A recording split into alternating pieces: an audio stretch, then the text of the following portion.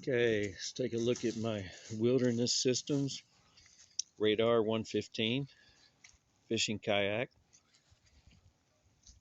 I haven't done a review on this kayak yet. I've had it now for a couple of months. They've been using it pretty regularly, but I really wanted to get to know it,